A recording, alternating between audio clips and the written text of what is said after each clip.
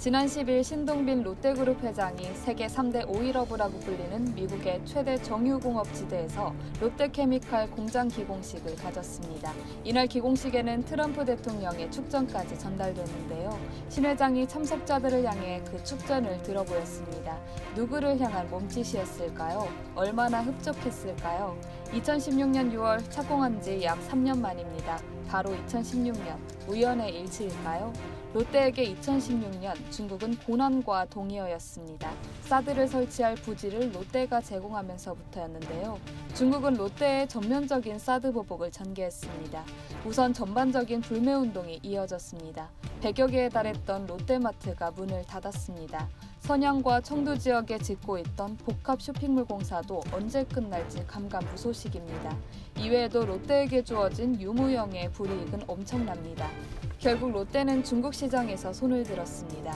중국 내 롯데제과와 롯데 칠성음료의 공장들을 시장에 일부 내놓았습니다. 롯데마트는 아예 전 점포를 매각 및 폐점하며 사업을 접었고 백화점 역시 3개 점포를 정리한 상황입니다. 사실상 탈중국을 공식화한 셈인데요. 대신 롯데의 투자가 향한 곳은 미국과 동남아, 파키스탄 등 중국 이외의 모든 곳입니다. 지난주 롯데의 대미 투자 소식이 주요 언론 경제면을 독식했습니다. 가장 대표적인 사업이 아시아 석유화학사 중 최초의 북미 셰일가스 에탄 크래커 사업 진출이었습니다. 총 사업비는 31억 달러로 무려 3조 6천억 원에 달합니다. 롯데는 이미 2011년에도 미국 알라바마에 위치한 엔지니어링 플라스틱 생산 기지에 113억 원을 투자한 바 있습니다. 화학사업 외에도 뉴욕 팰리스 호텔 인수, 롯데 면세점의 괌 진출 등 다양한 방향에서 대미 투자를 진행했습니다. 롯데가 미국에 투자한 규모 총액은 롯데케미칼, 롯데 면세점, 롯데호텔 등 5개사에서 60억 달러에 달합니다. 직접 채용 인원은 2천여 명을 넘어섰습니다. 롯데는 자연히 트럼프 대통령에게 엄청난 관심을 받고 있습니다. 트럼프 대통령은 31억 달러는 트럼프 정부 출범 후 가장 큰 투자 중 하나라며 수천 개의 새로운 일자리를 창출하는 데 도움이 될 것이라고 극찬했습니다. 이어 신동빈 회장이 백악관을 방문할 예정입니다. 정말 극진한 대접이 아닐 수 없습니다.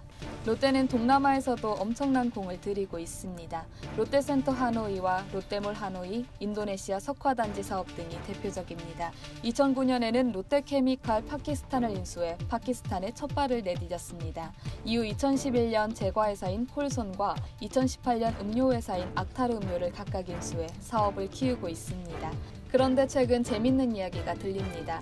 중국 지방자치단체들이 미국과 무역 갈등으로 해외 투자 유치가 어려워지자 다시 한국에 투자 요청을 하고 있다는 건데요.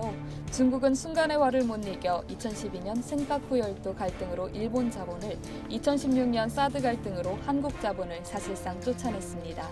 한때 기분은 후련했을지 모르지만 지나고 보니 본인들도 아쉬운 모양입니다. 최근 선양 롯데월드공사 역시 재개된 상황인데요. 하지만 롯데가 다시 중국 시장에 투자를 늘리지는 않을 것으로 보입니다. 언론 보도에 따르면 롯데는 사드 보복을 겪으면서 중국 사업을 적극적으로 벌일 의지가 없어진 것 같다고 합니다. 대신 미국이나 동남아 등으로 사업을 계속 확대할 것이라고 합니다. 선양 롯데월드 역시 완공되면 매각이나 임대, 용도 전환 등의 가능성이 높아지는 상황입니다. 롯데 행보를 보면서 중국 지방자치단체들이 열심히 투자 유치를 해봤자 다른 한국 기업들이 중국에 들어가고 싶을지 모르겠습니다. 이럴 때 잘 어울리는 노래가 있습니다. 있을 때 잘해. 이상 여의도튜브였습니다.